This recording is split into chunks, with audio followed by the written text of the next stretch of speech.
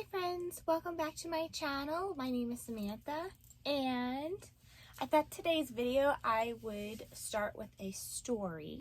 So I went to the lake yesterday and I had a really nice time, and I love to be outside. It's one of my favorite things to do. But anyways, I saw this girl at the lake with her boyfriend, and she looked about 18, 19 years old, very pretty, very slim. And I was out swimming and I saw her on one of those like really big water longboards, and her boyfriend was paddling in front and she was kind of sitting on the board like this. And so when I'm personally out swimming, like I like to like work out. Like I like to make sure that I feel like dead at the end of the day. So to me that was like, okay, well she probably looks, you know, really comfortable. But I kept noticing that when anybody would talk to her and her boyfriend, she just looked really insecure, and she looked like really jealous and overprotective. And she was just like really pretty, but the whole time she didn't really swim that much from what I could see, and she kind of just posed. So I kind of like took an interest in why she was particularly acting like this, and then it kind of made me think that a lot of people think that attraction has to do with the way that they look, which is a portion. Like it's biologically proven that in order for a relationship to work, you have to be for a long term, you have to be some sort of physically attracted to someone, and that has to do with mating and procreating and things like that. And also it has to do with a person kind of subconsciously, like in the DNA, viewing a person that is physically attractive, that they'll take care of themselves and that they're healthy, right? So I wanted to talk a little bit about, and by the way, I hope this girl understands that she's super pretty and that she can still like have a good time and also still being pretty. Like that's the other thing I wanted to note. When I hang out with somebody or I view someone as attractive, it's more to do with their personality more than their physical appearance. But I think attraction really has a lot to do with aspects of yourself that you don't allow yourself to be. So if you're like more of a reserved person, you're usually attracted to somebody that's really outgoing and talkative, because it's kind of a way for you to learn to feel safe, to kind of gear towards yourself that way. But also other people, I actually find intelligence very attractive, which I do refer myself to as a sapiosexual, and it just means that I find attraction in a person that can hold conversation and that has more of like a philosophy type viewpoints. But for people that don't, for females especially, we are built in a society that a very physical appearance is very pushed. And if you're not aesthetically pleasing, society in general makes it very hard for you. You're kind of forced into this place where if you don't fit the current beauty standards, which they change roughly within every 20 years, that your value is like decreased, which is totally not true.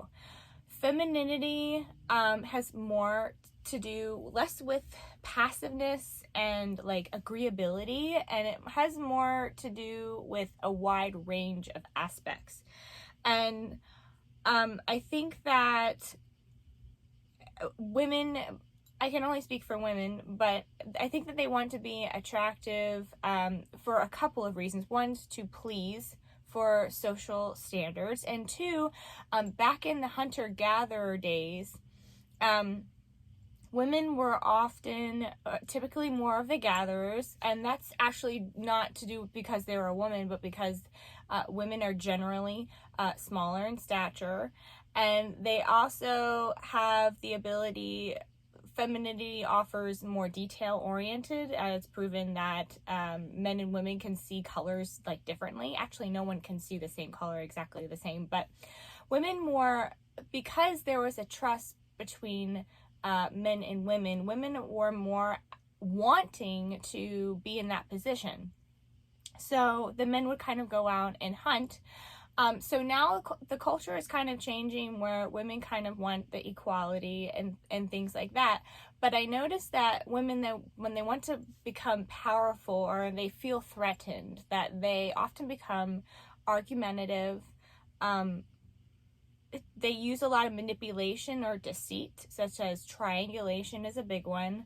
And they also tend to gossip a lot in ways that gets a kind of a group together. Now, the reason why I'm bringing this up is because, one, I already did a video on toxic masculinity, if you'd like to check that out. And two, I'd also like to bring up that human nature is a fascination of mine, but it also brings into, I guess, the awareness that multiple sides, or all of us have multiple sides, but generally there's kind of a fluctuation between lower and higher self, or I like to call like the ego self, or and then the higher self, or more of the true self, right? So the ego self really has to do with survival, impulse. It also has to do with a sense of status in a culture or group. Many people operate, well, we all typically fluctuate between the two, but if you are simply trying to survive, or you don't have a good sense of self, you will generally deal with being impulsive. If you are a person that isn't surrounded with a lot of happiness or understanding, or has a good structure system, you will typically gravitate towards things that will make you feel happy for a while, but it'll be kind of fleeting. And this has to do with sex, drugs, alcohol, maybe it's being on social media for too much. And this is proven that people that don't have very good structure within their life will typically kind of fall into more of a chaotic being. And they won't have any sense of self or motivation to do anything. The second self is more of the higher self, or more of the conscious self. And this has more to do with being more authentic and really getting to know yourself and being okay with your shadow self, or if you like to call it parts work, things like that, and you're actually becoming more okay with those parts of yourself. Being in this higher state allows you to be less reactive and more pausing and then responding. This also has to do with being more in the moment rather than planning out each and every point of your life. And it also has to do with being aware of your thoughts, feelings, and the internal narrative that you have within yourself. And it also has to do with being okay with following your white rabbit, as what I like to call, or following your own path. And this has to do with internal reward. Many of us do things based on external reward, and this has to do with money, applause, praise. It has to do with getting recognition, or if you do things for an internal reward simply for the fact that you, one, enjoy doing it, number two, you're good at it, so you get a satisfaction feeling from it, and number three, it kind of aligns you with where you want to go in life, or a direction, right? So a lot of people that don't have a sense of direction are typically going towards the path of trying to impress other people, or going from day to day, or not having a sense of good interdependence. They tend to not have a good sense of self. They tend to be very sacrificial, or they tend to not be in a space of, I would say, groundedness. And groundedness is just being in a space of being in your body and being okay with yourself. So I'm going to actually give a list of examples as to what a toxic femininity is, and then more of a healthier femininity. So this does not have to do with a women. This has to do with more of traits, and both positive and negative aspects of masculine and femininity are present, and this is due to being in a culture where one is more pushed than the other, and also it has to do with kind of feeling like you don't have a say, or feeling not have a good sense of self. So anyways, there are several actually different types of archetypes in the femininity in general.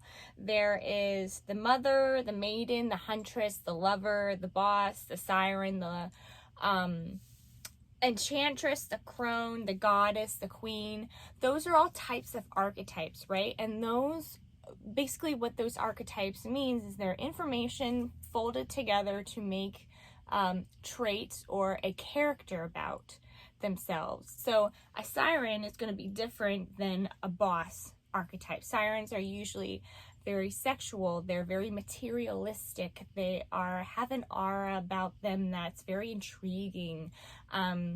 They're kind of like the Marilyn Monroe type, whereas the lover is more of a humble individual. She is very compromising in a relationship. She really puts her marriage in front of like the top priority. She's very nurturing. So those are both are feminine qualities, but they are different archetypes. So there's all kinds of quizzes online that you can take if you would like to know what kind of feminine archetype you are.